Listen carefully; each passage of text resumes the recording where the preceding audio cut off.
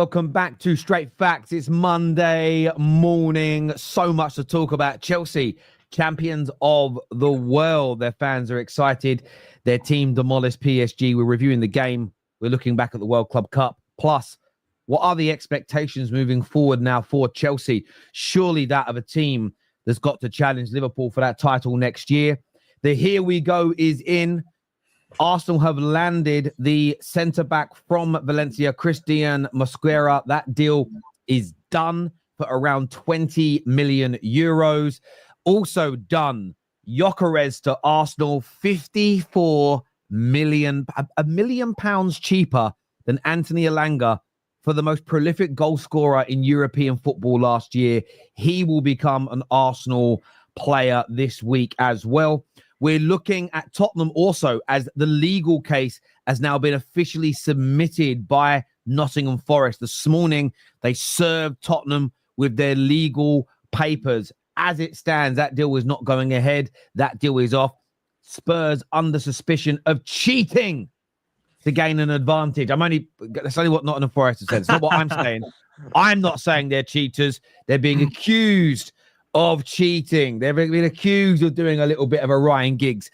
So we're going to be delving into all of those stories and much, much more today. But viewers, do us a favor, please. Make sure you've hit the like button. Make sure you are subscribing. And even more importantly, the bell notification button.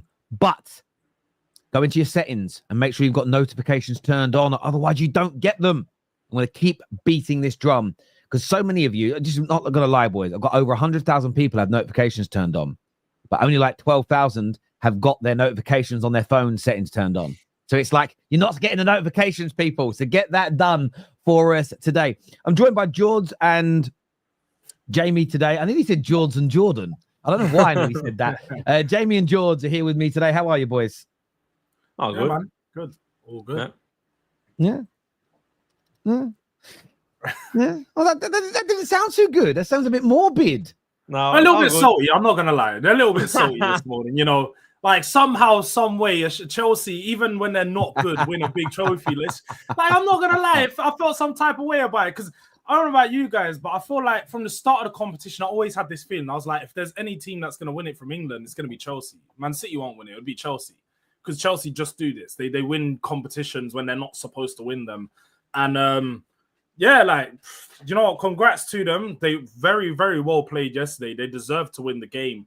And ultimately, they've had a very good tournament to get them where they are. Like, I'm not going to lie and sit here, and it is a glorified friendly. But hey, at the moment, it's got a golden badge and a golden trophy. So I ain't going to say too much. We are going to come on to that topic a little bit later in the show. I'm not going to lie. There is a lot of saltiness out there for Chelsea today, and I feel it, and I sense it. I can smell. I feel like I'm at Brighton. I feel like I'm in Brighton, and I can smell this salt in the air. In that way, like we're at the seaside today. But I wanted to start with the breaking news that's just come out before we went live in relation to Arsenal today, and that is that they've got the deal done for the young centre-back, 20 million euros. So what is that going to be? About 16, 17 million pounds. Christian Mosquera will be an Arsenal player. Their new backup, essentially, at the back. But a lot of hype in Spain about this individual.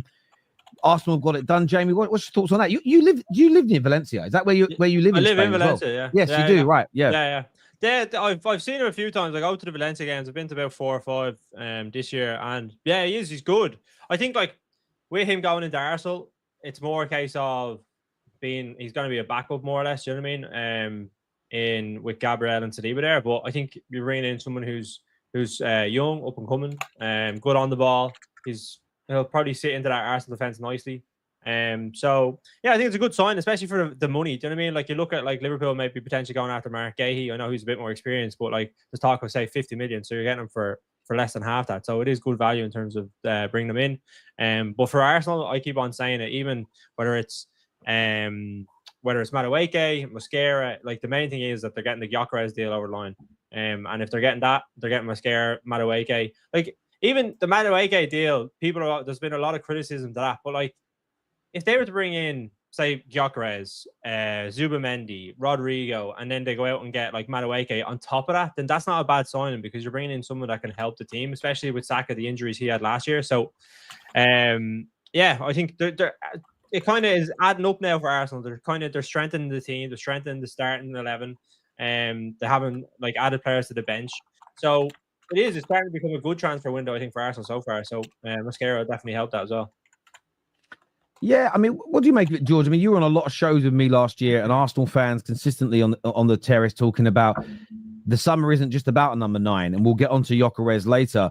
It was about backup in defence, backup in midfield, backup for Saka, backup goalkeepers, etc. They've kind of addressed all of those areas now in requirements for backup. Zubamendi's in.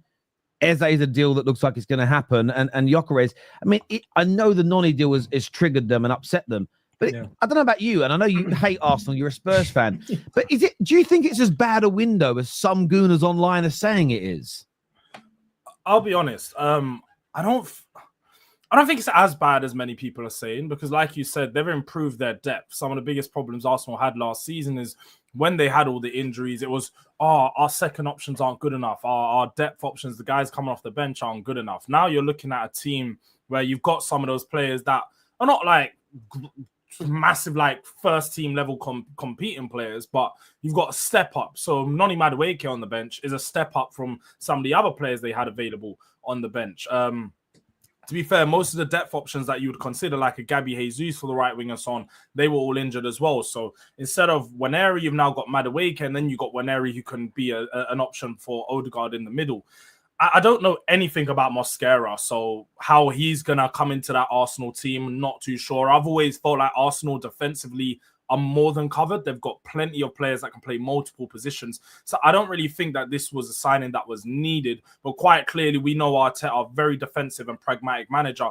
He wants to shore himself up at the back to ensure that he's got all those positions covered. Now, how this is going to improve them, I don't think it's going to be too much. Like Jamie said, I think the Gyokeres deal is where the focus is, and that's where the big improvement comes. Like, I think even without all these other signings, Gyokeres could be the difference between them being title challengers or not, because he's just that type of player who's going to score and win you a lot of games. So when I'm looking at all these other signings, I'll be honest, I don't think it is a good window for them. I don't think they've made enough good moves, and Zubamendi's a good one. But away from that, I think the other signings are a bit underwhelming. But Gyokeres and Zubamendi are two massive coups that definitely improve your first team. So when you're looking at that, all those other players you don't really need to worry about. The only concern would be they've spent quite a bit of money. So is this money going to impact further business going on from them? That's where I'd be concerned as an Arsenal fan. Because like we said, we highlighted last week, 55 or 50 million plus add-ons for Noni Madueke isn't a good usage of funds. But that remains to be seen whether Arsenal are going to actually continue to invest. Because if that is the case, then it doesn't really matter. Yeah, I mean, look, it's 13 million fixed according to this comment here for a 21-year-old. My personal feeling on this deal is there is some. I've read some reports on him. I've never watched him play, so I'm not going to sit here and say, "Oh, I've seen him. He looks this." There's some good hype around him. They obviously went in for Howson as well, and I think that there's an element of Zinchenko is going to leave. So that's one less person covering the left back area. So I think they needed another defender of sorts. But I also think this is a deal that's a bit of foreshadowing for the potential exit of Saliba in the next year or two. So not every deal, and this is what I think sometimes football fans lose sight of when we're emotional and when we're angry, is not every deal is for the here and now. And you often can't operate like that. One of the things I hate the most in life is when people say, live each day like it's your last. That's just the worst advice you could ever take. Because you do that for a month, you're going to ruin your life. You're going to be unhealthy. You have no money left, and you can leave yourself in a black hole. It's I get it, the sentiment of it, right? But don't actually do it in actuality. Don't live every day like that, because you'll regret it 9 times out of 10. Trust me. The same with transfers. Not everything can be about what we need this season. What you need to do as a football club, and I want my team United to do it, is you've also got to look further down the line. And maybe this young man, if he keeps getting better and better, in a year or 2 years' time, costs you 3 times this amount of money. So you bring him in now, you nurture him into the team. And if and when Saliba looks like, I mean, Konate is going to Real Madrid. Yeah, that looks very likely. So will Saliba go there? Maybe they might want both, in terms of, they might want both to go to their club. But I think there's a little bit of foreshadowing there. But I do think overall, Arsenal fans are allowed to be as angry as they want. They can be as annoyed as they want. I just don't think they're having a terrible transfer window. I disagree on a subjective level with the Noni Madueke deal. I think they're paying too much for a player of his level. Yeah. But overall, I look at every other bit of business they've done, and and when I say I'm scoring them all 8s and 9s and 10s out of 10s, I'm not saying Norgard is as good as a Zubimendi, but the squad status and the price, I'm looking at where they fit in the pecking order. I think excellent business. And you've got Liverpool as an example. When you guys bought Endo, there was like, you were laughed at. I now look at that. That was an 8 out of 10, 9 out of 10 signing for the price and the role he plays in your team because he's brilliant at what he does. And Norgard's similar for me. I even think Kepa. And I know there's this thing of, well, what if the goalie's out and he's got to play all season? Yeah, they won't be as good. But I actually think if you put all of barring Kelleher at Liverpool last year, you put any of our number 2 goalkeepers in all year, the level drops. So when people go to Arsenal, you shouldn't have Kepa because if you have to play all season, your levels drop. No one's ever said that about a backup keeper because it's true for all of us. And I just think there's so much over scrutinizing of Arsenal's transfer window. I just feel it's and I've criticized Noni, but this deal, I think this deal is pretty good to be fair, especially with what I read about him. This comment here says, it's all about the World Club Cup. We'll come back to that a little bit later in the Kepa is trash. Come on. Look, he's not a first-team goalkeeper. I mean, he was pretty good at Bournemouth last year. I'm not going to lie. He had a good season. He's a good backup goalkeeper. He is as good as pretty much every backup goalkeeper in the Premier League. He just is, if not better than most of them. He's not a first-team goalkeeper for a top 6 team, but he's not at Arsenal to be a first-team goalkeeper. He's there to be second. And, it's like anything. I don't know. Callum Wilson isn't good enough to lead the line for Newcastle, but he's good enough as a backup. We've got to start understanding what squads are about as opposed to judging every player like they're a first teamer. Come on, let's be honest about these things, man. Come on. Yeah. It was decent for Bournemouth last year. Do you know what I mean? And Bournemouth had a really good season. So I think the fact that he's gone to Arsenal now and he's going to be their backup goalkeeper. Yeah, you can say if Raya goes out injured and he's not available for the whole season, it's not the same level, but you never usually have that with a backup goalkeeper. Do you know what I mean? It's very rare that you do. And the whole point is that they come in, fill in gaps when it's needed. But yeah, I think I'm impressed by Arsenal. I think even the Madueke deal, it is overpriced, but at the same time, sometimes you might not get every single deal done in the right way, or you might have a little bit of dissatisfaction with maybe some of the prices and stuff. But some of the prices this window have definitely been a little bit inflated. I know the kind of benchmark for a player to come in and improve your team has been probably around 50, 60 million. You look at Alanga, João Pedro, and Buemo, that's kind of to bring in a player that might come in and help the team is kind of what you have to pay. But even that's out, I think it's probably worth 35 million in today's market. Madueke is probably what I would say he is. Yeah. At the same time, again, I'm not defending that deal at all. I've criticized it. Is there much difference between Madueke and Alanga? Output wise, last year he was better, but overall, would you say there's a big difference in the player? One just Newcastle just spent 55 million on him. Equally, I look at Kudus' price to Spurs, and I think that's really good value because I think he's much better than that. So there's peaks and troughs in that. There really is. But viewers, listen, give us your thoughts, give us your opinions on that in the comments section below. Of course, the other big news yesterday, Jords, was the Gyokeres deal, £54 million fixed. The agent has just flown to the UK to finalize details. In fact, the agent is waiving the majority of his fee for this deal. The player has reportedly taken pay cuts, dumped his girlfriend, done all sorts to get his life ready for this deal. And Arsenal have seemingly landed it. I think Ornstein has said that a agreement in principle is in place, which I don't quite know the difference between that and it being official, but the agreement is there. Gyokeres is going to become an Arsenal player. What are you saying? Amazing business. Amazing business. When you talk about the price that they've got him for. And again, this leads you to sit here and wonder what have Arsenal been doing all window, because if he was available for 55 million, obviously there's been a few things that have been dropped and, he's had to facilitate the deal like you said. But if what the Sporting have wanted all along was £55 million. We're talking about it's 65 million euros plus 10 million euros add-ons, so it works out to around 60 million pounds or 65 all in. It leaves you to sit there and think like, what have Arsenal been doing? So the Madueke money that you agreed within a week to pay is pretty much you put another 5 or 6 mil on top, and you've got Gyökeres. What was the delay going on? Ultimately, though, the deal is done. The preseason only started last week, so it's not like he's coming in late. It was the deal that I think most of us expected to happen at some point in this window. I think we was all under the impression that Gyokeres was only going to go to Arsenal. So ultimately, this is a massive, massive deal. I know Terry's been saying it for years, but Arsenal can now be considered scary. People, I think they can, especially with this man up top. I think you've now got a player who's not Haaland, but similar to Haaland in the fact that he's just a goal scorer. There's going to be a lot of games where you're seeing him just score 2 or 3 goals. And you're like, bloody how? And I think Arsenal are going to have that element.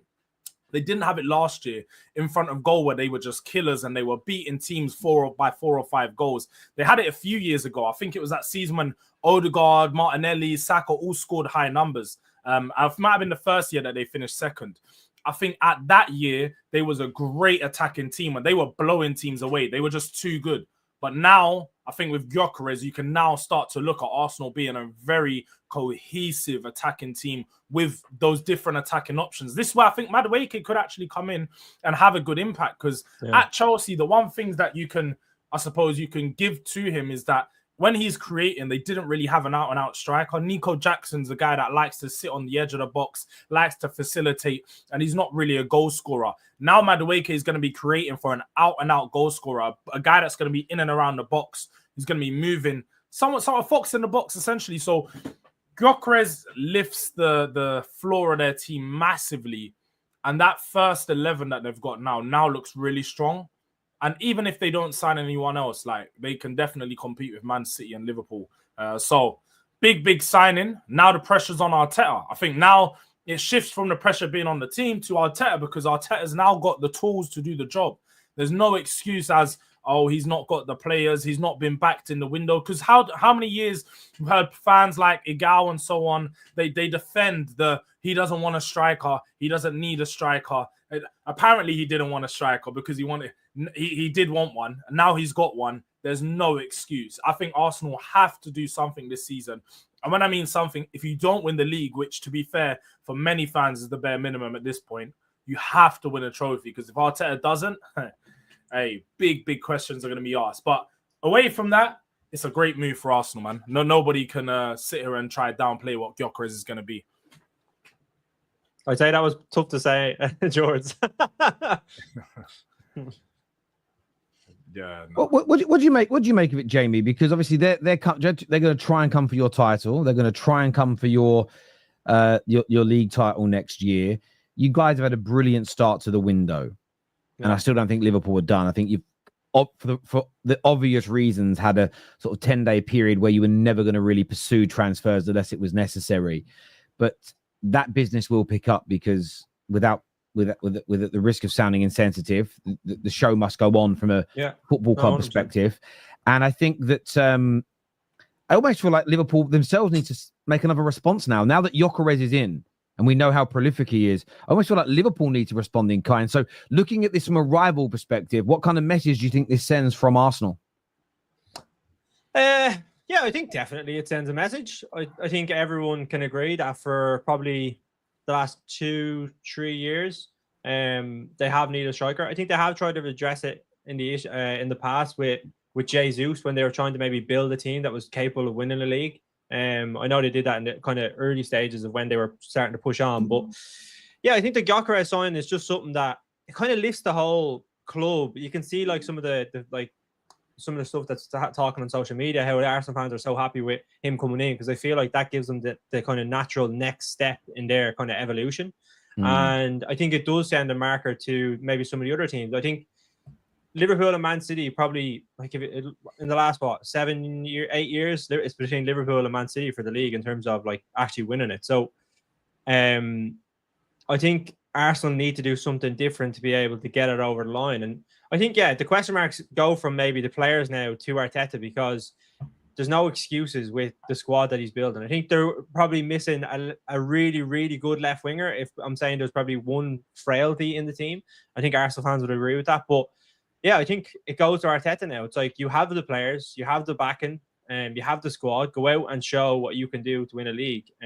But Liverpool and Man City aren't going to roll over. Guardiola's never gone 2 years without winning the league. Slot looks like he's kind of in the mix of building his exact team that he wants. I think Liverpool will go out and strengthen. They will go out and get maybe one or two more players in the league. I think centre-back is an area we have to improve on. If Nunez goes, then I think they're probably still looking at a striker, Ekitike, Isak. So, yeah, so I think, like, as with the Club World Cup now finished, teams are obviously coming back into pre-season. Liverpool playing yesterday. I think the momentum is starting to build. The anticipation around, like, Liverpool, Man City, Chelsea are probably now in the equation. We'll probably talk about them a little bit in terms of where they might come into winning the Premier League. But yeah, I'm starting, you know, that kind of excitement yesterday with the trophy obviously being lifted. I know it wasn't my team, but like Liverpool were playing. There's like seeing some of the new players that are coming in, Gyökeres, Frimpong, like just starting to get a little bit excited now for the league. And I think Arsenal will be thereabouts, but it's up to Arteta now to get them over the line. I agree with you. I think all the question marks are on Arteta, and you know we'll probably talk on Eze a bit later, but it's very likely he comes in. When you look at all the news surrounding it, he's not in the promotional work. I took my little boy to football Saturday, and where I live down in Surrey, I drive about 15 minutes north back into London, and it's predominantly Palace. Like the town where he plays, they do all these murals over the walls, all Palace everywhere. So everyone's a Palace fan. Yeah. And I said on Saturday, there wasn't an anger because all the promo footage came out like Saturday morning. Great time, by the way, when everyone's getting ready to get, you know, what we're doing this weekend. Oh, just going to do some shopping because we've seen all the new promo stuff come out. And there was a frustration and an acceptance of, he's gone because he weren't in any of the promotional work. And I was talking to lots of Palace fans. They all think Arsenal, what they're all hearing locally is, and you've got to remember about Palace, they're a good sized club, but a very local club. And a lot of the news, you hear it, it's locally on the ground, if that makes sense, what's going on. And they're all saying it's Arsenal, it's Arsenal, it's Arsenal, everybody close to the club. You know, you got to remember in that community, everyone who works at the club lives in that area as well. So just news doesn't stay tight, and they're just like, it's going to be Arsenal. To the point about Arteta, I think you're spot on. And this is why I wanted Arsenal to have a good summer. Because what I wanted to see was a debate this season ended completely. So does he have the capabilities of getting them over the line? He's come close in the last 3 seasons in one way, shape, or semi-finals here, you know, second in the league 3 years running. They're addressing the backup for Saka. They're addressing all the sort of holes in the squad. They've brought in the most prolific number 9 in the world that's attainable. And the word attainable has to be factored in here because you're not signing Mbappe or Haaland. You're not signing Yamal as an example. Those players are unattainable for Arsenal. You've gone and got the best that you can. All the gooners that were fuming that it might end up being Benjamin Sesko, as they were calling him, it hasn't been. All of the Arsenal fans that back Arteta and give him the excuses every year and don't put that trophy level pressure on him, you can't do that anymore. You're going to spend north of £200 million again. You should purely, for the last 2 years, you should only have been judged on the trophies that you were winning by and large. And there just are no excuses now. It's get this team. And it doesn't need to be the Champions League or the Premier League per se. It could be in the title race really close to the end of the season, pick up an FA Cup, have another good run in the Champions League. That might be enough for a lot of Arsenal fans that go, do you know what? We're not regressing. We're still one of the best teams. We picked up a trophy. I really think we can do it the next year. Some might say that's not enough, but I think they've got to win a trophy this year. When you bring in someone like Gyokeres, I just think that there's nowhere to hide. The fact then you've still got people like the Kai Havertz and the Morenos as the backups to that. Yeah, they've got a very good squad. That you don't come second 3 years running with a bad squad. You don't come second 3 years running with a bad manager. But it's now about going from that level to getting over the line. And I think Arsenal so far have done nearly every, barring the Noni deal, which is just this weird side dish. Everything else is the type of summer that I think Arsenal fans would have been hoping for and dreaming about to try and close that gap on Liverpool. So I agree with you. It's all eyes on Arteta now to bring this together because they're not done yet. Eze will come, and who knows what comes after that? Yeah. Who knows what happens with the Rodrigo element as well? They could add something else to this as well. Yeah. Now I think you're getting them a little bit too happy, Terry. I'm only going by the news, Jords. It's just in the news, bro. One thing as well, I hope now, right? Because obviously Arsenal fans come on this channel, they'll be on social media as well. I hope as well going into the season, whether like injuries happen, if like things go against them, like say, I don't know, they get a bad decision with the referees and stuff. I don't think they can look at those as excuses. It has to be now. We have a team that's capable of winning the league. We have a manager that we hope is capable of winning the league. Like whatever happens throughout the season, injuries or decisions, it's like it doesn't matter because you should be going on and winning the Premier League with the investment that's in there now and the build up that you've come up to this point. Do you know what? I agree and I disagree. Right? I get the no excuses thing by and large. I think that all depends on how they play. So I'll give you an example. Last year, there were some refereeing decisions that I thought were a disgrace. There were some, for instance, the Declan Rice sending off. I still think about that sometimes. Just the fact that he got done for it, and then barely anybody else for the rest of the season was booked for it. Nobody else got second yellows, and there was multiple cases where they could have done. There's reasons to pull on that.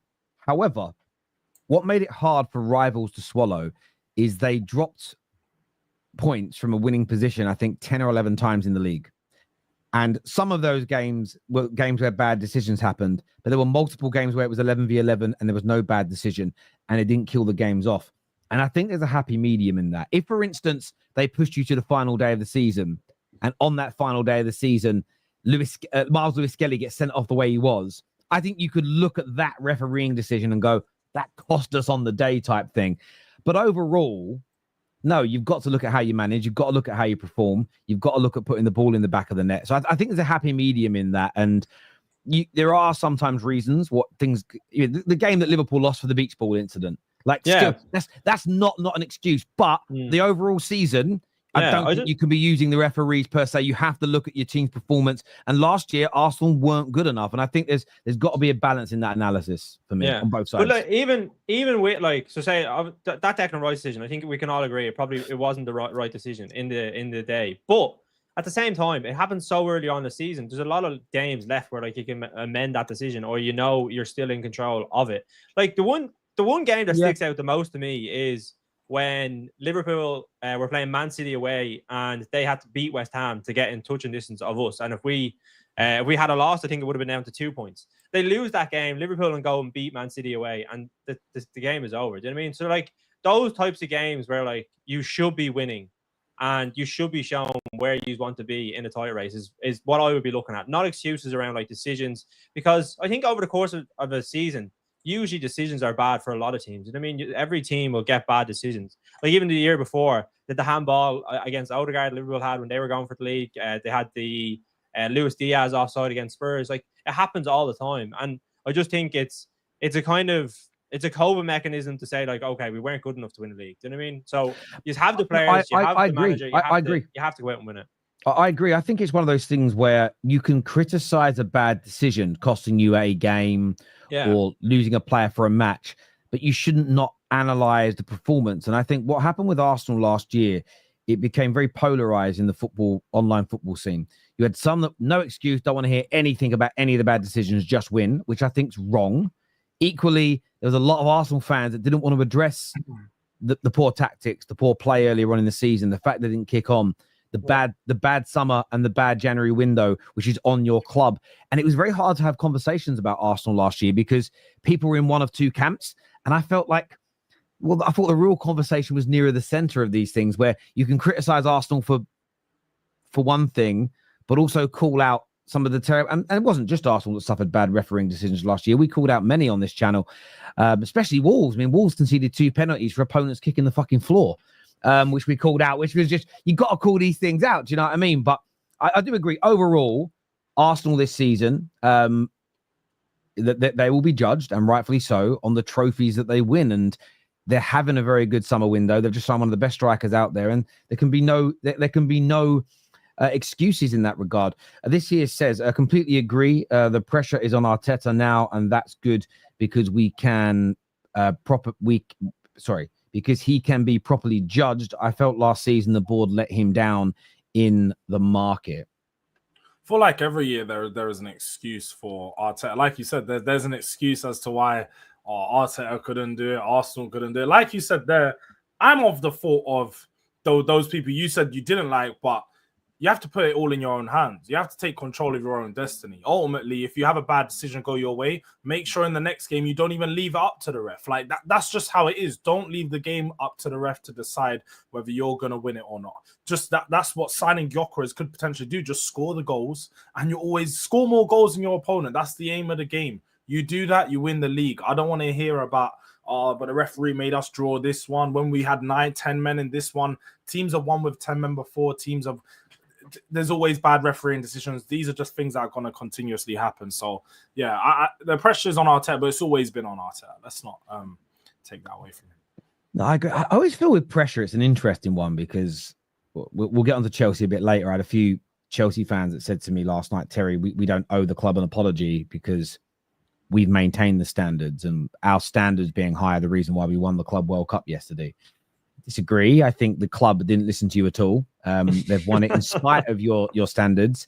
Therefore, you saying you'll never win anything major with their process and their way means you are wrong objectively. So admit it and then celebrate. Equally, I think the way you handle situations, I look at it this way. If you're at the game, especially if the team goes down to 10 men, if you get really aggressive with your team and start slagging them off, go and win now, you mugs, go and win now, no excuses, you might put a pressure on them that they don't handle well and you lose. Equally, if you give up, that's it, guys, it's finished, we're done here, we can't win now, you'll probably lose. Do you know one thing I think's often missing in fandom at this particular moment is encouragement during adversity? Does that make sense? What I see a lot of is, oh, let's give up, or fuck you if you don't do it. And I sort of feel a little bit like, I feel like they're both the wrong way. I feel like encourage your team to do it is maybe the best remedy here. But I could be wrong. Maybe that's the way I view things. We are quite heavily linked with Rodrigo for the left wing. You are. Where do you guys think Rodrigo is going to go? Because he's kind of linked to everybody now. Arsenal seen as the front runners with the media and bookies, but Liverpool have been. I mean, I laughed at it. Man United got linked to him on Saturday. I just skipped past.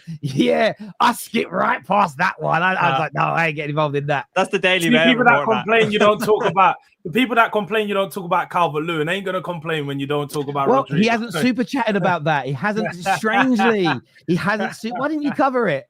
Because again, it's a link that I just think has no credibility. But link to Vinny as well. It was the same report they say, was it?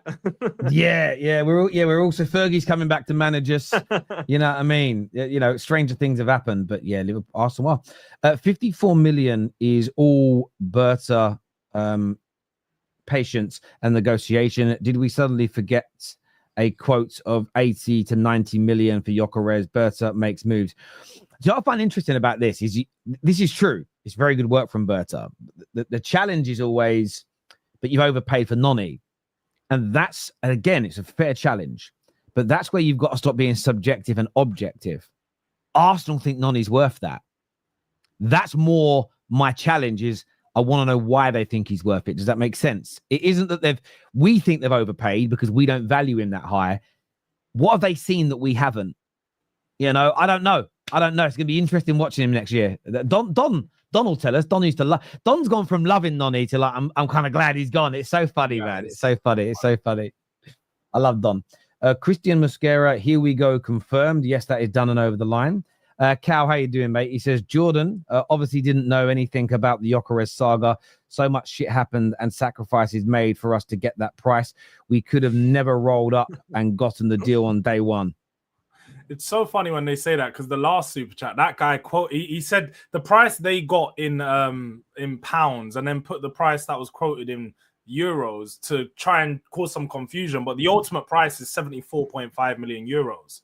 They wanted 80 to 90. You're only 5 million off the actual valuation as to what they wanted. So you met somewhere in the middle. So I don't think the saga was all about the price and the sacrifices. Arsenal was willing to pay a certain amount of money. And the reason the deal was done now is because Gyokeres made sure that you still paid the same amount of money you wanted. But look, just be happy you got the deal done. You know why the money thing happened, though? It got revealed yesterday by Jacobs. Brighton have a 15% sell-on clause and Coventry have got a 10% sell-on clause.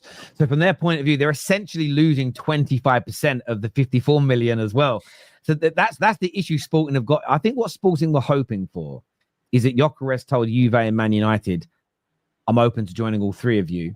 And I think what Sporting wanted was a bidding war. But Gyökeres just went, this is clearly why they went against the gentleman's agreement, is because Gyökeres didn't play ball and went, I only want Arsenal. So Sporting are sitting there going, hang on a minute, United and Juve are going to piss off now. We're not going to get a bidding war. And so they dug their heels in. We're seeing this happen a lot of this window, though, because a lot of players just coming out and saying the clubs they want, and then there's no other bidding wars and negotiations. Kudus and Mbeumo, like the Mbeumo, you're surprised no other team's gone in for Mbeumo when the deal's been stalled for like a month.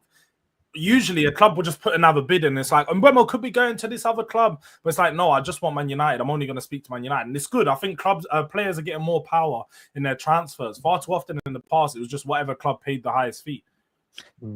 Yeah, that's why I've been I want Mbeumo done. I want mainly because I want to see other deals come in, but I've never been stressed that anyone was going to take him away from us, because they did they have said the preference rather than rejected everybody else. It's just PR. It's in case the deal collapses and he has to go play somewhere else, right? You've got to have that. But we've done that super chat there. Arsenal had 3 camps: haters, Arteta outers, and Gal. Love TFT. Have a wonderful day, everyone. Thank you, Adele. Appreciate that, mate. Guna here to speak sense to Man United fans. Prepare for Amorim out and ride the wave. Stick with him and trust the process. Your season starts in January. When you get a new manager, I'd say. It's so interesting. I haven't actually listened to the full thing yet, but I think Ashley Young has been out in the press saying that it's like now or never. This is what's like, it's now or never for Amorim. And do you know why I laugh about that? Because it was only 4 months ago. It was now or never for Enzo Maresca. Everyone's praising Chelsea today, and rightfully so, for being World Club champions of the world. 2 years ago, their project was looked at as a disaster, and it was going to collapse, and there was no light at the end of the tunnel. Won 2 trophies in 6 weeks, champions of the world, 100 odd million pounds won in the Champions League next year. Teams starting to come together. Who knew that persevering through those bad times would lead to something good? You've got Liverpool fans. This is what I love, right? There is irony in this. Liverpool fans this summer loving what you're doing in the early window. Rivals saying, I want to move like Liverpool. Part of the reason Liverpool did it so early is because they didn't spend a penny last summer. So what you're saying, are you prepared to not sign no one this summer so you can sign loads of people in May? No, you go mad. Do you get my point? It's always this Spurs fans for like weeks. What's this bald fraud doing? What are we doing? You get 2 here we goes in 24 hours. My club, we're different. We're built different. It's the emotions are crazy. Now you're in court. Do you know what I mean? It's a madness. But maybe Amorim will be gone. We need to stop saying excuses when there's a valid reason. Most injuries, multiple red cards, penalties, Saliba's headers. Not all are excuses. That's to you, Jamie. That's definitely to you, James. They're like, listen, right? Reasons or excuses. You can spin it whatever way you want. And for me, I'm a big fan of Arteta and what he's done at Arsenal. But at the same time, I think over the course of a season, every team gets issues that they have to deal with. Like I seen a comment there saying if Salah was injured for the amount of time Saka was, Liverpool wouldn't be in the same position.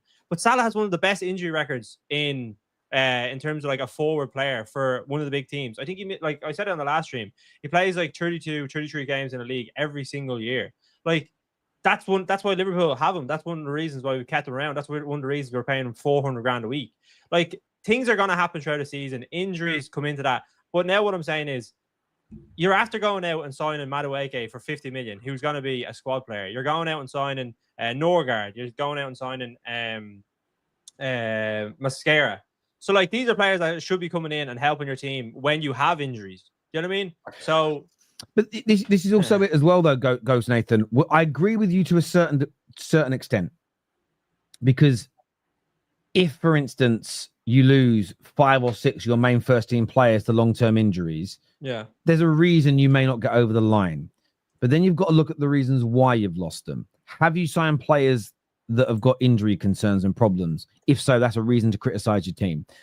City last season are a standout example. They just got bad luck with injuries. Not just that. Loads of their signings over the last few years have not been good enough. Like Savio and Doku haven't hit the levels yet. all the midfielders they bought. I know he's gone now, but from Phillips, what's his name? Nunez. Is it Nunez in the middle? Mateus Nunez. Kovacic. It was the guy that bought from Wolves. I want to say Mateus Nunez. Yeah, Mateus Nunez. Nunez. These guys haven't been good enough. So there's an element of, it isn't so much, it's not an excuse, but there's elements to criticize the overarching running of the club. If you go out this summer and you buy busts, say you actually have bought busts, say Zubimendi looks like Tom Cleverley, say Gyökeres comes into the Prem and looks like Højlund, that may be a genuine reason why Arteta can't win you games, but the club would still need criticism for buying the duds. But I think it's about having a nuanced and honest conversation. I think that's when there's a season, I think it was a few years ago when Liverpool were like, we just don't have enough firepower to win the league. Well, your club hasn't done enough in the window then. Therefore, there is still criticism there that's required, I think. Yeah, 100%. And I think, but that comes into it. Do you know what I mean? You need to have a team that can go out and win a league, and whether that's players that are out injured, like not having Saka for 3 months, 100% impacted them. And you can say that as a reason as to why they didn't win the league. But at the same time, should they not have someone that can come in and like help the team, like Madueke is going to come in and help them in this situation? Like the one thing I would say is when they had their players back and they were in the Champions League. So I mean, so Saka was fit, they had most of their team. I think Cedric came in for the games against Real Madrid, was really good, and they absolutely demolished Real Madrid. Why don't they go and beat PSG then? Do you know what I mean? So like, what is the reason as to why they didn't beat PSG? So there's always going to be reasons as to why you didn't win a game. That's the naturality of football. There's going to be like things that you could have improved on. But at the end of the day, it's people don't remember that. They remember who won and who lost. So yeah, I think at the end of the day, that's what it's going to come to. And that's what Arsenal need to do. Absolutely. Maradon here says, stop waffling, man. They use injuries, and injuries are not an excuse. But Maradon, I remember you on the terrace when Van Dijk, you had that terrible year with Van Dijk and your centre-backs were out, and you were saying, we just don't have the cover. You were defending Jurgen Klopp. You were saying it's not on him because of all the injury problems. So I remember you doing exactly the same thing, Maradon. And my criticism back then was two things. I only criticized Klopp in that season because I felt he was wrong to move the central midfielders into defense, and he should have put the likes of Nate Phillips in there sooner. As soon as he put centre-backs in centre-back positions and moved and got his midfield back in order, Liverpool improved again. I didn't blame him for the injuries. They weren't Klopp's fault. What I did do, though, is criticize the squad depth in that area for Liverpool, which you then went out and addressed in the windows. So there's a difference there, my friend. There's elements that you can say the manager made a mistake on. Okay, so if they get injuries this season, Arsenal, and the remedy to that solution is poor from Arteta, you criticize him for it, especially if he then finds a solution 4 months later and it works. Equally, you would look at the recruitment and the due diligence done into the players they've purchased and gone, well, why have they bought players with injury concerns and problems? Depends on the injuries as well. Someone has their legs snapped with a 2-footed tackle. You can't fucking blame anyone. It's about nuance. Just like you, Maradon, applied to your own club, Liverpool, a few years ago. Between January and Liverpool, if Liverpool lose Salah, Gakpo, Diaz for 3 to 4 months, does Liverpool win the league? That's what happened to Arsenal. That's actually a good point because Liverpool have AFCON this year, or does AFCON? Salah has AFCON this year. So right now, I would say that's not an excuse for Liverpool not winning the league because we know it's coming and you should be preparing for when he leaves. Do you know what I mean? Yes. So when it comes to that, I would say, and even when 2 years ago, when Liverpool were going for the league, we dropped off coming to the end of the season. But when he left, there was like 11 or 12 games that he missed, and we were unbelievable for all of them. And we went from like being not first to going first when he was away. So you can say that as an excuse, but at the end of the day, Liverpool said, right, we're after losing one of our best players, but we're still going to push on. And we fell off at the end of the season because we just ran out of legs. The energy that we had, we couldn't sustain, and that's why we lost. And that's not acceptable because you should know that the way Klopp plays, you need to have a team that is able to go a full season. So this season, Salah's going. I'm not using that as an excuse. Liverpool know he's going to go, and we should be preparing for that, whether that's bringing in another forward or 2 forwards, whatever it is. But that's the way it goes. Absolutely right. We don't have a problem with Madueke. We just don't like Chelsea. We do criticize lack of forward signings, player rotation, and depth. I wouldn't say all Arsenal fans agree with you on that. Some have literally been advocating for abusing him in his DMs. That must be the most weakest sort of beta male action I've ever seen. Like grown men tweeting out their own abuse of Madueke DM saying, "Come on, guys, join me." I couldn't believe what I was seeing. I couldn't believe I was seeing it. I couldn't believe it at all. Jordan, where you are wrong is Berta got 6 million euros saved on Gyokeres, 4 million on Mosquera compared to what Valencia wanted. So 10 million euros can be used for Eze or the left wing. Isolated is not significant. It isn't significant. I don't think it's significant anyway, because like we've all highlighted, you've overpaid for Madueke anyway. So if you save money on those deals, it's so you can overpay on Madueke, not so you can go spend that on Eze. Let's be serious. You can look at it both ways. You overpaid on Madueke because you saved on these deals, or you're going to use that money elsewhere, but it remains to be seen. I don't think 6 million is a huge saving as well, by the way. It's a saving, isn't it? But it's not huge. We didn't beat PSG. We didn't beat PSG because they were better than everyone else in Europe. They beat Liverpool, Arsenal, and thrashed Inter in the final. Stop comparing knockouts to league football. Liverpool didn't beat Arsenal still won the league. I don't know what that. Yeah, I don't know what the point is. But you went and didn't win the Champions League. So what was the reason in that instance? Do you know what I mean? You had all your players. It wasn't Keywar, it wasn't Cedric, it was Keywar that played centre back. But why didn't you win there? Do you know what I mean? PSG might have been one of the best teams, but you have to go out and beat the best teams to win the big competitions. So if you had the excuse in the league was the injuries, but the excuses in the Champions League was that PSG were better, but you don't have to beat the best team to win it. Don't have to have the best players to win the trophy as well. We saw that last night. So, literally, I remember watching in the build-up to the game.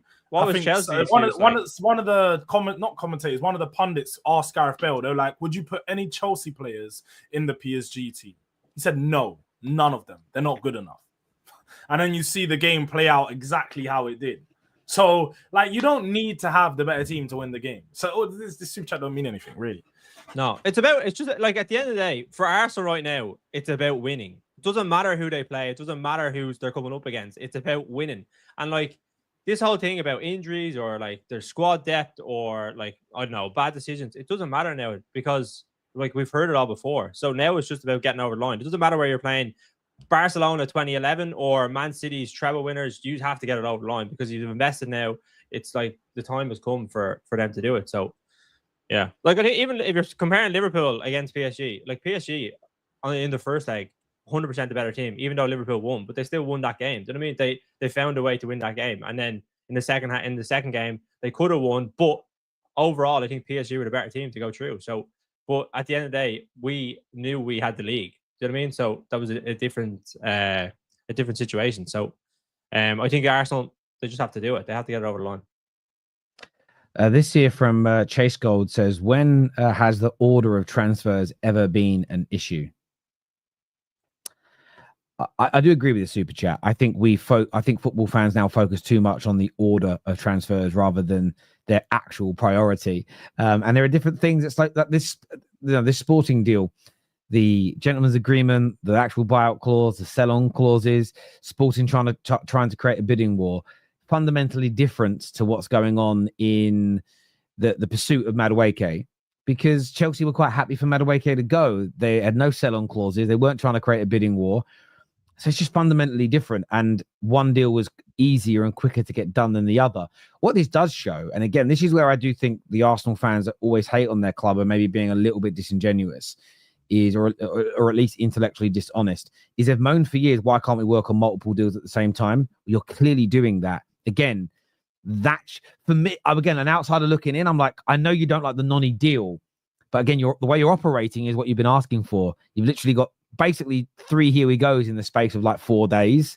You're working on multiple deals at the same time. The order of which they land, I don't think is that significant personally, but that's just, I don't think Norgard was a bigger priority than the striker just because he was signed first is what I'm saying. I think that's a crazy, crazy notion. You both are so deluded. Yes, we want to win. And we didn't because PSG was better than us. Doesn't mean injuries didn't hurt Arsenal's season, league season. Come on, guys. I don't think that's the point either of us made, but sure. Liverpool didn't make excuses. They won the league, and Arsenal finished with them. AMT here says Kepa is behind an excellent defense. Think about it. Yeah, he'll be. And again, I mean, look, Raya could pick up an injury, but by and large, he's barely going to play any games as well. That's he's barely going to play. Most goalkeepers don't spend too much time out injured. Alisson Becker at the minute is doing a little bit, but that's why you guys have bought a really good guy that's clearly the longer term replacement. Again, that's different as well. Kepa's not been purchased as the long-term replacement of Raya. So some people go, look how good Liverpool's backup is.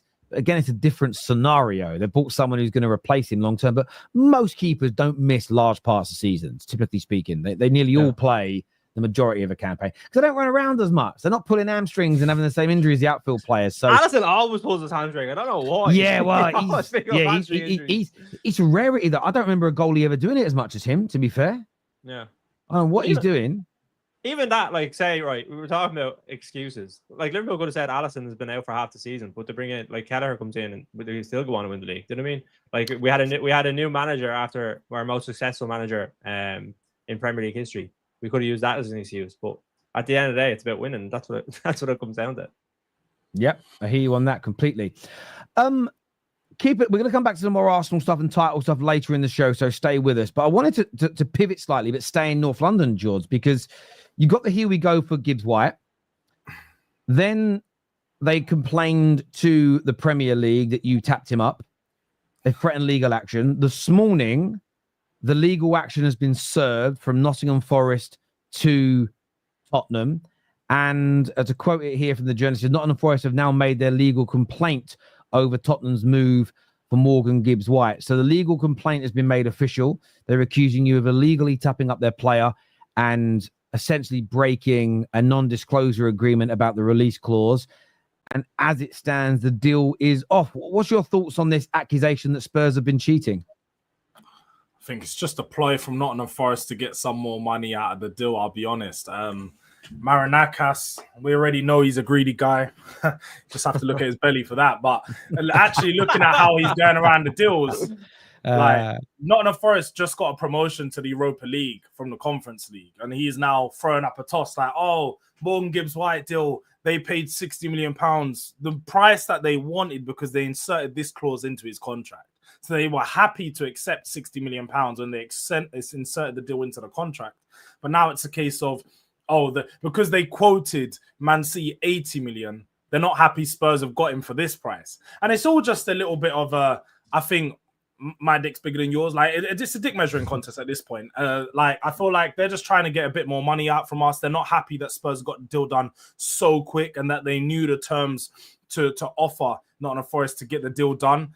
I'm not really worried about this deal being cancelled. I think it will probably be delayed like it is right now, but it will definitely get pushed through within the next week, if not the next week or two. I do think from the Spurs side of things, there will start to be a concern if it does delay, because Spurs probably want to bring someone in. And look, if they're going to delay the deal, Spurs will have to move on to other targets. I do think there's other targets out there that are potentially better than Morgan Gibbs-White. But more than anything, this just looks really bad for Nottingham Forest.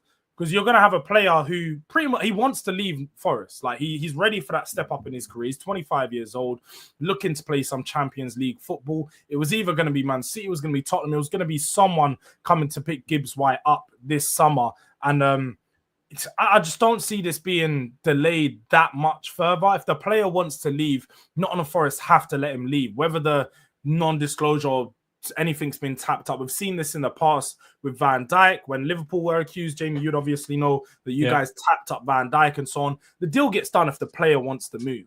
Obviously, last year, people referred to the Elise deal with Chelsea. Elise signed a new contract and agreed to move a year later. I don't think that's going to happen with Gibbs-White. He's at the point of his career. He just wants to leave. He's ready to make that move. So the only thing they can do, potentially delay this deal. Maybe Spurs have to pay a few extra million on top for, doing something illegal, which I can't see that being the case. We offered the money they want. Maybe something happened within talks, but I think it's going to be very hard for them to prove that Spurs have done anything illegal in this case. But I see this deal still getting wrapped up pretty quickly, and Spurs won't worry too much about it. Yeah, I think it's very hard to prove. I think there's a lot of like say backhand negotiations. I think that it's same happened with Trent. Obviously, there was talks to him potentially a year before. Madrid obviously want to sign him, saying that you need to run your contract down. Potentially happening with Kanate now as well. So I think it's just natural that agents might be like meeting in a hotel somewhere and speaking with a club about, listen, my player is a £60 million release clause. If you want to pay it, then we're good to go. I just think it's Forest obviously being a little bit annoyed, because I think you're always annoyed when it's your own club, because you feel, especially I think Gibbs-White in today's market might be even worth a little bit more than that, and they feel like they could maybe get a little bit more. But if you feel like you want to go into negotiations, don't put a release clause in his contract so that doesn't happen. But they obviously gave him the contract to put him on bigger wages to keep him at the club. And now it's coming out that he's obviously going to leave. So, yeah, I think it's just Forest playing up more than anything else. Yeah, when the report I did read from The Athletic was their biggest concern is they didn't want to let one of their biggest players leave so easily. And that's what I mean. For me, it's just confusing. Like, oh, you didn't want to let him leave. You put a release clause in his contract for 60 million, which is a price that most clubs pay nowadays. I get it, right? I'm going to say this though. I've been very privileged to see a number of football contracts, and they're not like computer games. So there may be a release clause, but rarely are they just round numbers. So rarely would it just say 60 million as like a round fee. They often would say things like, say it is 60 million, it would be 60,281,372 pounds and 3 pence. They have like these obscure numbers because that number would then have to be, someone says 60 million, it can be rejected. At the end of the day, I do think Spurs' reaction to this will tell me whether they've tapped him up or not. If they agree to pay more money than the release clause, or they walk away, that tells me they definitely knew what the release clause was. At the end of the day, lots of these buyout clauses that are under NDA exist. The reason we don't know about them is because they're under NDA. And the reason that's done is because the club will accept it if a bid of 60 million comes in, but it also gives the club the negotiating tool to try and fight for more money. Gibbs-White and his team have agreed to that up front. So they've agreed that it will remain secret. If, for whatever reason, Forest believe they've divulged this amount, say it is an obscure number like I put in there, and the bid comes in at like 60 million and 300,000, a rat's going to be smelled. The first bid just comes out of nowhere, and is it just enough to go over that marker? I can understand why there's frustration, because you've gone against a legally binding agreement. And if we did a deal now, and I guaranteed you guys something and put it under NDA, and some of it was sensitive information, and then I kind of outed that to the world, you guys would go mad, because we put an agreement in place to not reveal something. And I do think due process must be taken here. At the same time, I'm just watching Spurs. And so far, I think Spurs have done the exact right thing that shows they've done nothing wrong at the moment. And that's, they haven't run away. They haven't just cancelled the deal. They're reporting that they're very calm about the situation. So my personal feeling is I don't think Spurs have done anything wrong. That being said, if they have, they should be punished, because I don't think we can just start advocating for lawlessness. Otherwise, it's going to open a massive can of worms. You know what I'm saying? But I do agree with you overall, Jords. I think that this is just a ploy to try and get more money, because he don't like losing, this guy. The owner does not like losing, and he's definitely a live wire, to say the least. And the thing is with that, Terry, is I'll be honest, I don't see this going through so easily as well, because he doesn't have the best relationship with the FA and the Premier League himself. He was just spitting at referees a few months ago. I don't think like they're going to go out of their way to go and help him not get this deal done. Like, I think it's going to be a case of they'll look at it, they'll be like, oh, there could be some illegal stuff here, but unless you actually prove it yourself, you come with the evidence, you're very confident that it's been done, I don't think they're going to look into it. So if this was another Premier League owner who the Premier League actually like to work with, they might go above and beyond. But with Marinakis, he doesn't put himself in the best light. So yeah. I don't see him getting any favours done here. No, I hear you on that. The deal will probably go through. Do you think you'll pay more, or do you think you'll get him for the buyout clause? What's your gut saying? I think Spurs will end up paying a couple mil extra. That's what I think. I think the way these deals happen, you give them a little 2 million hush money, we've paid a little bit extra on top. For me, I'm at the point, Terry, I don't care about the price of these deals. You know, as much as we talk about overpaying, underpaying, and all of this, we've definitely overpaid for Morgan Gibbs-White. We've overpaid for Solanke. I feel like every time we buy an English player, we overpay. But that is just the point of the market now. It's not my money. It's Spurs. Spurs are actually spending money. I actually want Spurs to overpay for players. We don't spend enough. Too many times we're trying to underpay for players, and we move on from players because they're too expensive. So if Spurs are overpaying, it's a good sign for me. I'll be honest. Shows ambition. Yeah, no, I mean, overpaying so interesting because there's a lot of, a few weeks ago, I was on that. I felt we paid a good price for Cunha. I felt paying low 60s. I think we're going to end up paying around 60 million base for Vermo, maybe a little bit more.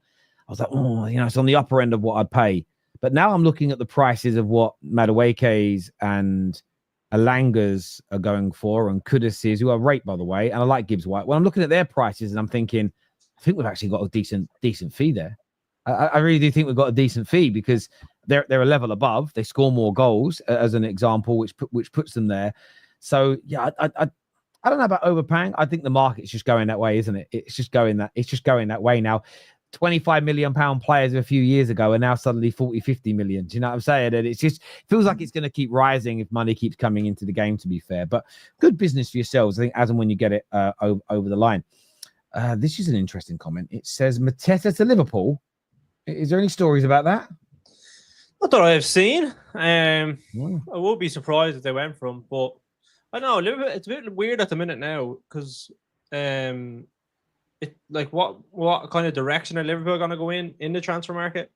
Like Mateta has been really good for Crystal Palace, but I don't know. I don't know if he would fit Liverpool 100%. I think they kind of Liverpool usually need like a forward that kind of goes across the front line rather than just like as an out and out forward. You know what I mean? Like Isaac, really good up front, but sometimes he might pull out to the left and there's a lot of interchange and stuff. So yeah, I don't know. Mateta, I haven't seen too many links. I think the one that has been linked is Sesko. I think he started following Liverpool yesterday on social media. So there was a lot of fan praise about that on Twitter. So it'd be interesting to see if if there's anything in that. Obviously, the deal fell through with Arsenal, so it would be. He's obviously maybe looking at other clubs to see if he can get out of Leipzig. So yeah, that'd be interesting. Yeah.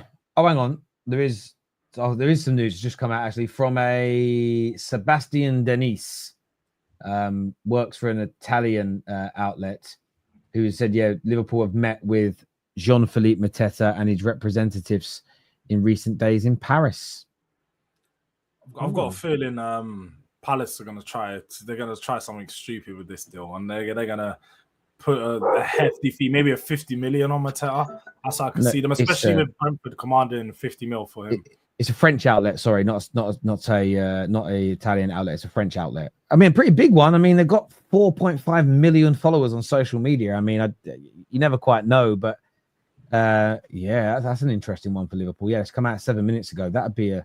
Does it say a price? No, it doesn't yet. But let me click on the website. Actually, maybe the website said something. Let me put it into English. Just have a little. Let's have a little look. They've put a price in here. Darwin Núñez, what they're asking for. Liverpool in talks. It'd be interesting though, because I think Napoli were interested in Núñez. Yeah, it says here all of this hasn't escaped the club's approach by Oli. He did the last 2 years on his contract with the Eagles. His price should also be more affordable than other number 9s being tracked.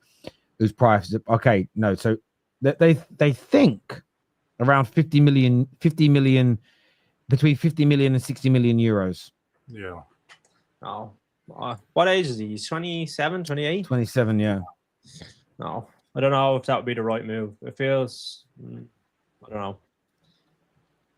For that price, it begs some questions, but I'll be honest, I think Mateta, when you talk about all-round striking and strikers in the Premier League, I generally do think he's one of the best. I think he's very underrated, and if you are going to put 50 million pounds into a player and you get good 2 to 3 seasons out of them, I think Mateta is probably that guy rather than go and spend 60 to 70 on someone outside of the Premier League. It's going to take a year or two to adapt. You can get a guy that's ready to compete now. Mateta's really, really good, man. Yeah.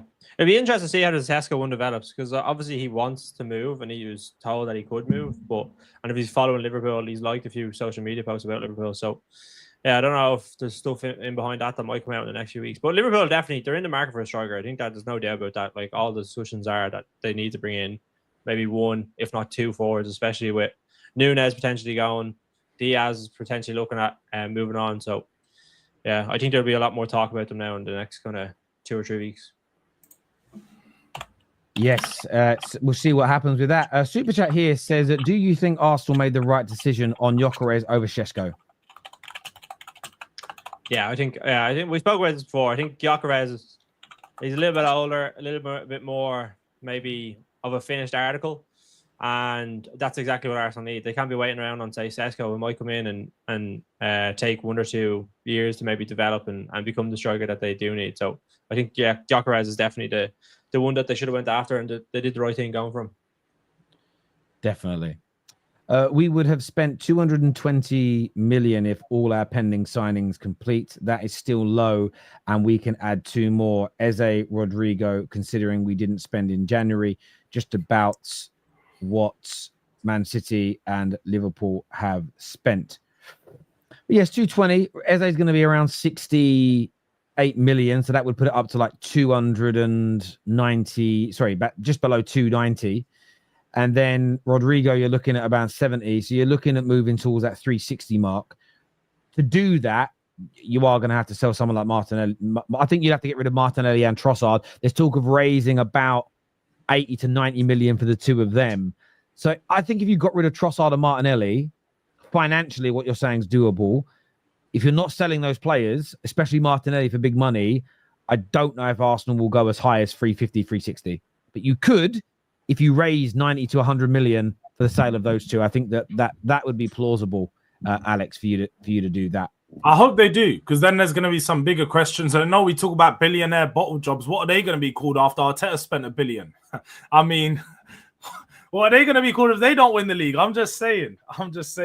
But you know, if Spurs have a big summer, you know, in the last 3 years, you'd have spent as much as Arteta has done up until this summer.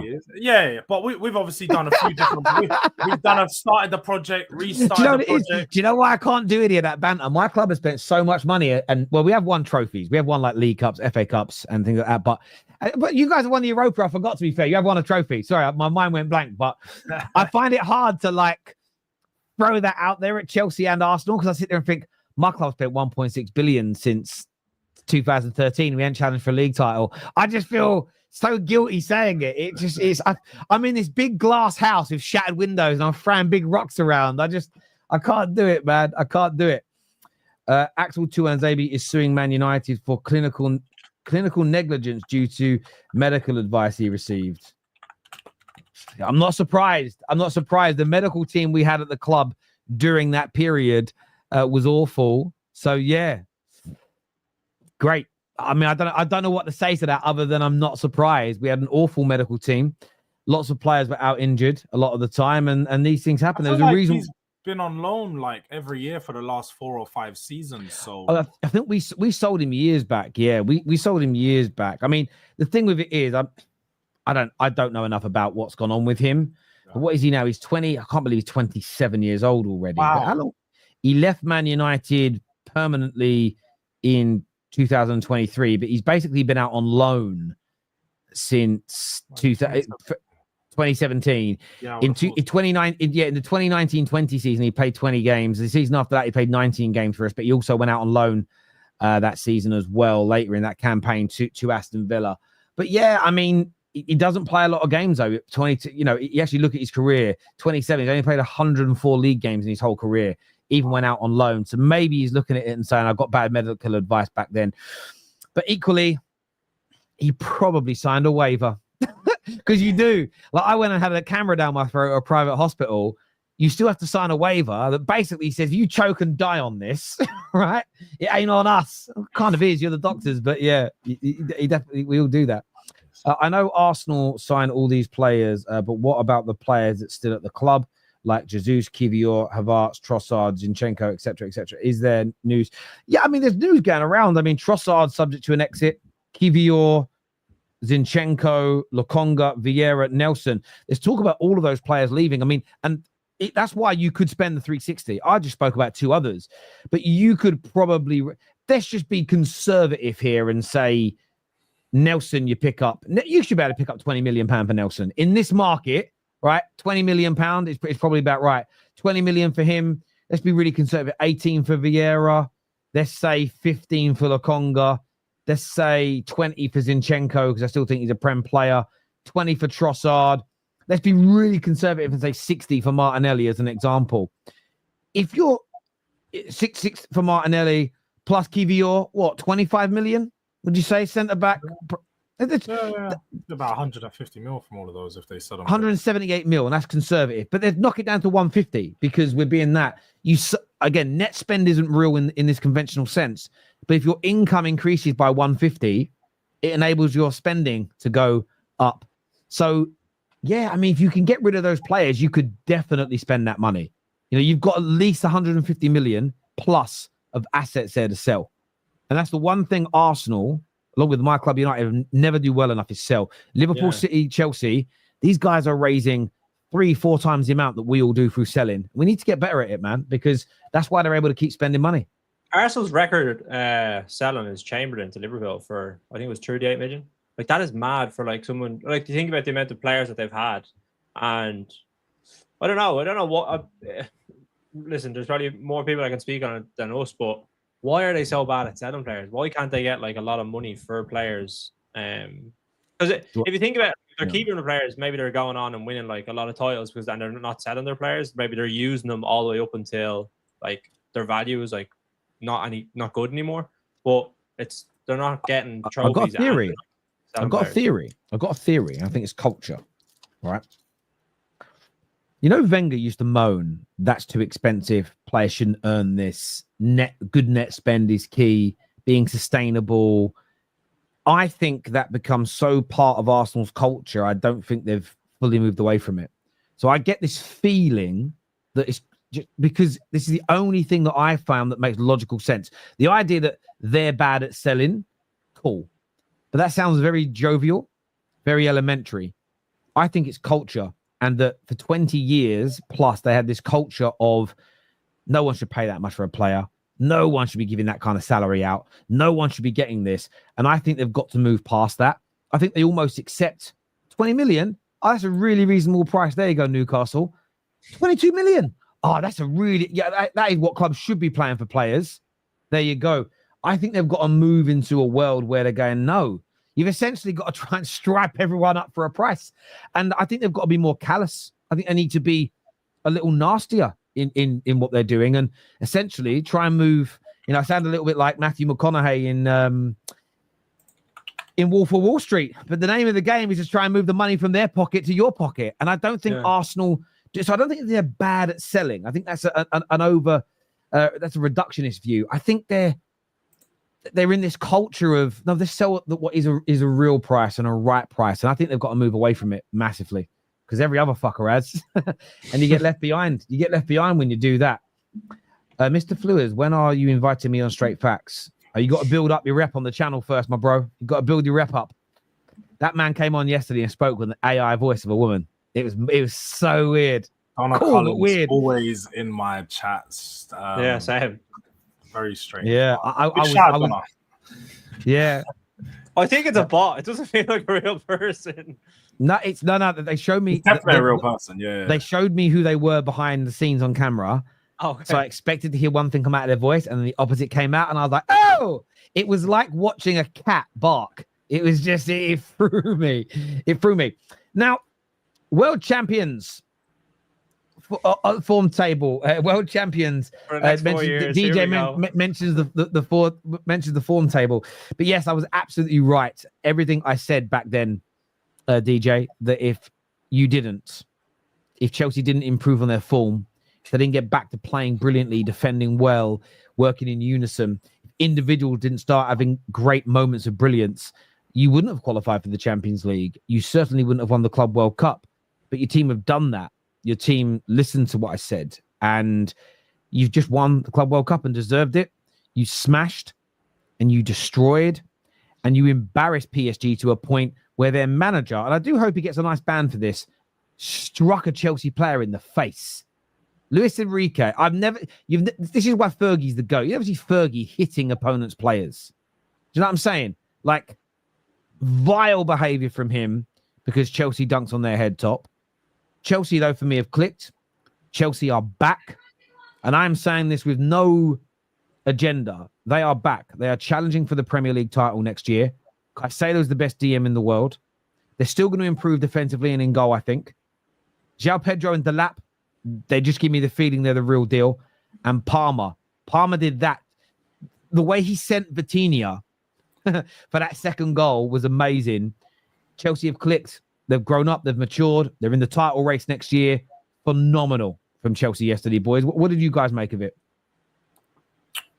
Class. Very, very sound performance. I'm not going to lie. They absolutely obliterated PSG. And I don't think anything can be taken away from them yesterday, to be fair. I think they were just better than them. Cole Palmer really stepped up yet again. Like, he's just that guy. Like, there was a lot of questions surrounding Cole Palmer, a lot of rival fans trying to cook him for some of the performances he had between February, March, and April. But I was one person that stayed very down on Cole Palmer's a class player. He's been let down by his team, but you will always see the ability there. In the moments, Cole Palmer is just next to none. And yesterday, to show the composure, to score the same goal pretty much twice, just roll it into that bottom corner, and then set up the goal for João Pedro, who I think, again, has been a very, very good signing for them. I did have some questions regarding how they were going to use him, because I thought they might opt to use him on the left wing as opposed to in the middle, but they're using him the right way. They're putting him down the middle, and when you've got two strikers like him and Delap, who are both road runners, guys that are strong, they love to get in behind, they love the one-on-one battle, and they're really good at the ball at their feet. Chelsea are becoming dangerous. I don't think we could take anything away from them. That performance yesterday shows, and we had some questions before regarding if they're spending this amount of money, it means they've got to start to compete. I think their team might be ready to compete with the ability that they shown against PSG yesterday. This is a team that dealt with the whole of England, Liverpool, Arsenal, City, Villa. All the best teams in our league got dealt with by PSG. Chelsea just went and served them on a plate. And to be fair, like you said there, that it wasn't just Luis Enrique who lost his head. João Neves pulling Gyökeres' hair. Like, their whole team had absolutely lost their heads by the last 10, 15 minutes because they couldn't believe that they lost to this Chelsea team. So Chelsea put in a really, really good job, really, really good performance. And, hey, they deserved it, man. They deserved the win. Yeah, I agree. I think Maresca deserves a lot of praise because he's come under a lot of criticism, especially this season. I think they obviously started the season really well, but in the second half of the season, a lot of Chelsea fans are saying he's not good enough. He's not a Chelsea manager.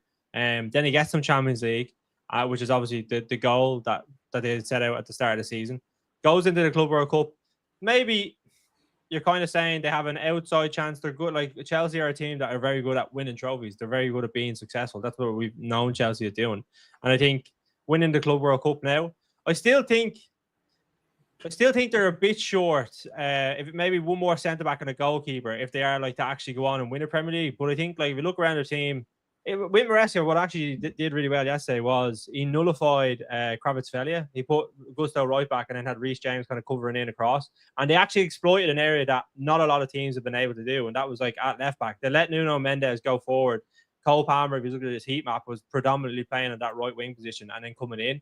And that's where obviously the two goals came from. So, yeah, really impressive. But I still think, they just one or two players defensively to get them over the line. But I think the expectation should be that they win a league now. You can't go on and then say how we're champions of the world and then say that we shouldn't go on and win in the Premier League, or at least competing for it, because they have Champions League, they have the money, they've spent the money, they have a squad now that potentially could go and do it. But yeah, I still think they're a tiny bit short, but the expectation should be that they go on and win it. Yeah, I mean, when you say the expectations have got it right, by the way, I agree with you on Maresca. I think he deserves so much credit. I think it's another sort of notch in the bedpost of people that talk about having some patience and reading the room. I felt the worst thing that Chelsea could have done was in March when they were struggling, was sack the manager. I said that criticism was needed. I said that, pressure's got to be applied, but I felt if they put another new voice, maybe some new training tactics, some new this, new that, to that still a very young group of players, it may not just be a frustration from them. You might lose the player buy-in who go, fuck, we got to... Have you ever worked for a company where like every 12 months they change all the processes, the forms you got to fill in, and staff sit there that have been there 4 or 5 years and go, for fuck's sake, have I got to learn something else new again just as I'm getting into a new flow? You could do that to the players, and they stuck through the hard times and they've come out the other side. And I think the players believe in Mosquera. I think the players believe in what Chelsea are doing, and it's all coming together in exactly the right way. That all being said, I'm not sitting here saying that they should be in the title race to apply some kind of arbitrary, banal pressure. I genuinely believe it. I think they have clicked. I don't think they should have to win the league. Otherwise, it's a disaster of a season. But this team could win every competition they're in next year. The league's the hardest to win. And I did see Jamie Carragher, I'm sure a clip the other day, say that the Champions League's harder to win because of how often people win it.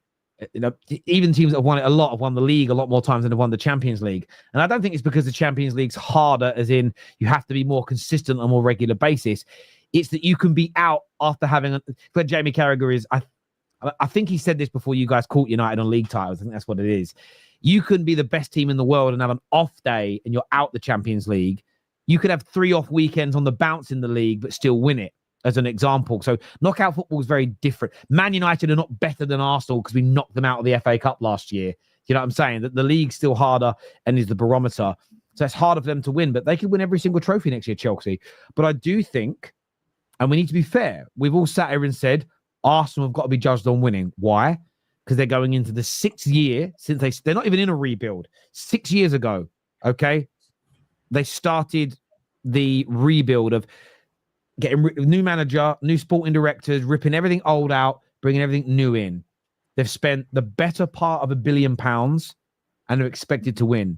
Chelsea are going into the 4th year of their club level rebuild. They've just won 2 trophies. They've spent 1 point something billion and will spend more, and that's fair. We cannot just go, yeah, plucky old Chelsea. This is what they do.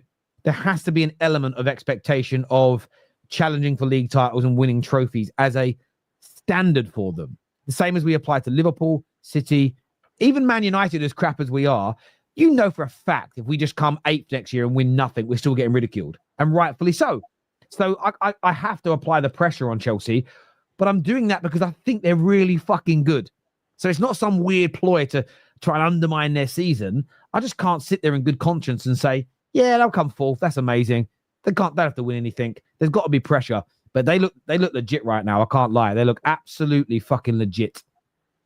Yeah, they kind of put, in a weird way, they've kind of put more pressure on themselves by winning it, if that makes sense. I don't think people would say that they're ready for a winning a league title if they hadn't won the Club World Cup. But it's like the Club World Cup as well as like the teams that are in it, they did want to win it. Because I listen, it might be friendly in a sense, but because of the prize pool, a lot of the teams that were in the competition, they wanted to go far and they wanted to get that money. And Chelsea have obviously done that. So it is weird because I do think they're probably a year off, or maybe 1 or 2 players for like actually winning the league. But I still think they should be competitive at the top end of the table with like Liverpool, Man City, and Chelsea and Arsenal, because they do have the players there. Like Casado is one of the best in the world in his position. Palmer, João Pedro, and Delap, I think, will alternate between the two, and I think they're really, really, really, really good. And I think Enzo's started to come into his own. I think a lot of Chelsea players or Chelsea fans really rate Enzo, and I think he's been really good for the team. Pedro Neto have been really impressed by in this tournament, even though he didn't have the best season last year. Malo, Reece James, like they can alternate between them two. I just think centre back and goalkeeper, if they get those two like really good players in those positions, then I think you're looking at like a really good team. Yeah.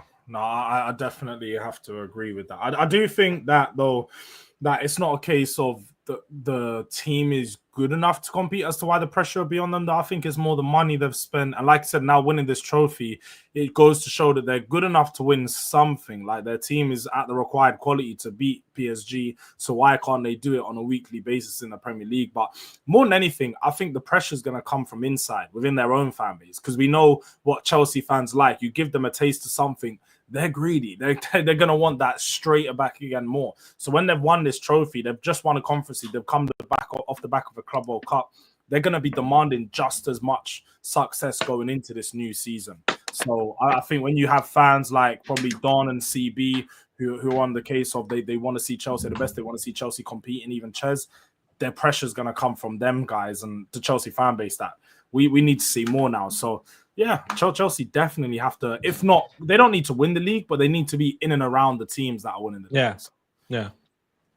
Yeah, exactly. And I think there's a happy medium. I mean, some Chelsea fans have been putting pressure on them to win the league every year during this rebuild, which I've always, and for me, I always look at these situations and think to myself, like, I saw yesterday, of course, the banter of Mosquera in phase 1 has won more than Arteta in phase 6. And everyone knows my legitimate thoughts on that. I don't think the phases are necessary. I don't think clubs operate now in phases that are connected to managers. Liverpool haven't started everything from scratch because Slot came in. It's a continuation of that project and of the processes and of the way they operate. So if we want to do the phases, like I said, Slot didn't win in phase 1. Slot has won in like phase 27 for FSG at Liverpool. And that's the reality of these situations. It's why there's been so much praise for the way that Liverpool have seamlessly moved from manager to manager, is because there hasn't been the up. I do think if he came in last summer and ripped up the whole script and you guys literally started everything again, I don't think you win the league last year. I think you create too much disharmony and confusion and noise behind the scenes.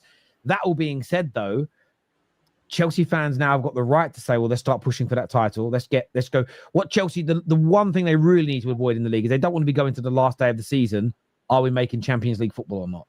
By and large, you might find that it's a 5-horse race for the top 4 positions, and they're still doing that. But I think what they need to do this year, Chelsea, is a bare minimum in the league, is close the gap on the Liverpools and the Arsenals at the top further. And by the way, I know they weren't that many points behind Arsenal, but with Arsenal signings, they are winning so many more games this year. All those draws for Arsenal, 60% are going to be wins next year. I really believe that, and that just changes things. They've got to close that gap further, but they've got to create, Chelsea, for me, clear blue water between them and those places in kind of 6th to 8th to 10th that last season were on their shoulder all season. I think they've got to create that clear blue water, but I think they'll do it as well. I think fan pressure or not, they look like they're loving winning again. Sort of, I saw a little thing with João Pedro where he's talking about this is why I joined Chelsea. I know that he's going to Arsenal, and Arsenal are probably going to be in the title race next year. I did think a little bit about Noni Madueke landing back in London, and his team went and won the Club World Cup. Part of me did think, couldn't you wait one more day? Couldn't you wait one more day, get your medal? But obviously he wants to be an Arsenal player. Maybe not. Maybe he knew that Chelsea didn't want him there anymore, and that makes you kind of want to go. Then Enzo came out quite clearly, and Enzo said that like it wasn't a case of Chelsea didn't want him; they were happy to keep him, but Madueke wanted the move, so it was a case of just letting the player go ahead with his sort of wishes and make the move. So it was never a case of Madueke didn't want to, or Chelsea wanted to get rid of Madueke. Yeah, they'll still get his medal anyway. Just don't lift the trophy. Yeah. Okay, fair enough. If you said that's fair. That's fair. I didn't read that, so that's good to point out. Oh. Some breaking news here. Who's the source? I don't know who the guy is. He's got 10,000 followers, but you don't write people off because they've got low following. It says a full agreement is closer for a deal for Sancho to Juve. The offer is 15 million, and there's confidence it can be finalized this week. Do you know what? As long as, again, it says someone else, first comment is shit source. I hope it's real. I'd be disappointed in that deal because it means we're not making we are making a profit because we're getting 13 million pound back in wages, which I don't want to pay. We'd break even. Well, we'd make a slight profit. We got 5 million from Chelsea, so that'd be 20 million. We owe 17. We'll make £3.5 million. It's better than a loss, but at least it'd be gone. At least it'll calm a few people down. He's been turning down big money as well, Sancho. It turns out that Chelsea offered him 180k a week, and he said no. Yeah, because I suppose he's on 325, and he wants Man United to pay out his wages, isn't it? So he's trying to get like if he gets that fully paid out, he's laughing. That Chelsea money is not really. Well, that's the one thing. I've been critical of something. If Man United end up paying off some of his wages to get rid of him, I'm fuming. Like, no, I'd rather him play for our reserves on that money for the year. I'd rather set the point that you don't. It's not about the money. Because by the way, it's not about the money per se. It's the precedent. It's you get to go to a new place and be happy while we're still paying you. It's like, nah, bruv. You're going to sit and play for the reserves for a year. We'll pay you. We'll take the hit. But you're doing what we say rather than you getting what you want. I'd much rather set that precedent than pay him off. And that's not personal about Sancho. I'm looking at this as purely a body and a business decision. I would rather sacrifice, because I think in the longer term that pays dividends for us. I think more players will be less likely to push for what he's pushing for if they know the club won't stand for it. So the issue that we're like that parent, you know, that parent whose kids are screaming and screaming and screaming and screaming in the supermarket, and in the end they just go, okay, there's a chocolate bar, shut up. It's like, you know, that kid's going to scream again the next time. And they're the kids that turn into right little horrible fuckers when you're 17, 18, 19, because mummy's always, you know the guys I'm talking about. We all know people like that. I just wouldn't do it. I wouldn't do it, but we'll see. Hopefully the deal goes through and we get that done. Listen, boys, I think we've got a few super chats here. Sorry, I don't want to miss these. It says, outstanding performance. I don't believe we'll win the league, but close the gap. If I'm honest, I want the Champions League. Third Champions League is possible, matching United's record. Yeah, Nick, that'll be pain, mate. That'll be painful if you guys do that, I tell you. We match your league record and then Chelsea match your Champions League one. Mr. Flores, allow me to do a stream with my Jamie on. Oh, you're Jamie. Hello. Donna's like this every stream. Mr. Jamie, you'll never walk alone with me. Oh. That's funny. Clear Lake said it would take 6 windows to get the squad right. Can't lie, they've delivered. Yeah, who knew they knew? As an example, listen, I want to thank every single person who was tuned into the show today. This is going to redirect you to Footy Judge Mo's channel, so go and support my brother over there. We're back for the Top 6 show, 5 p.m. UK time.